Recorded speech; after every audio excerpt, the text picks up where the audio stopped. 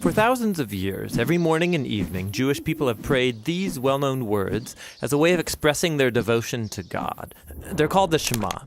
Hear, O Israel, the Lord is our God, the Lord is one. And as for you, you shall love the Lord your God with all of your heart, with all of your soul, and with all of your strength.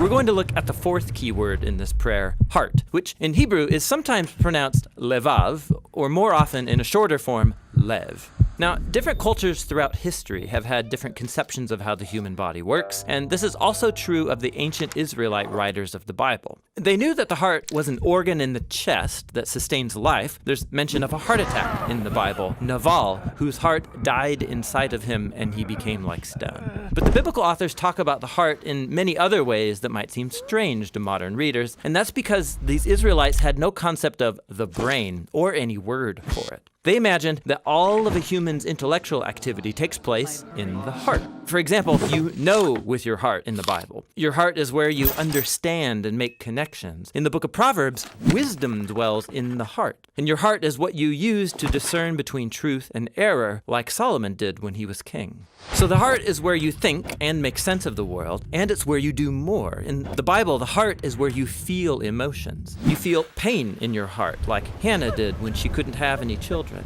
In fact, the phrase a broken heart comes from ancient biblical Hebrew. You also experience fear in your heart. Your heart can melt or be distressed. Your heart can even be depressed. But then on the flip side, your heart is where you experience joy. In Hebrew, to be happy is to be good of heart, or to have a heart of joy.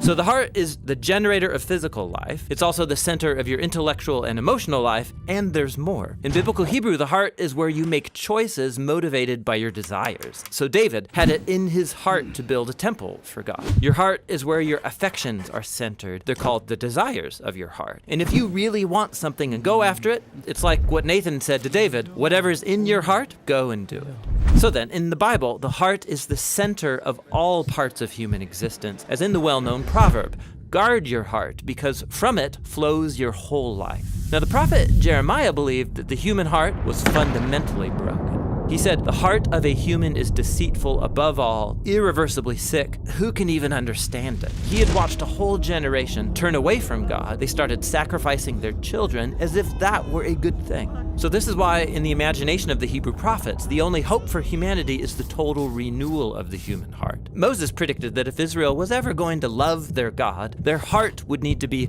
circumcised, which is a very vivid and surprising metaphor about removing evil and stubbornness from the human heart. David, after he committed murder and adultery, pleads with God to create in me a pure heart. The prophet Ezekiel hoped for a day when God would remove the heart of stone and give his people a new heart of soft flesh, which is very similar to Jeremiah's hope that God would write the commands of the Torah on the hearts of his people. And that brings us all the way back to the Shema. Every day, God's people are called to devote to God their whole body and mind, their feelings and their desires, their future and their failures. This is what it means to love the Lord your God with all of your heart.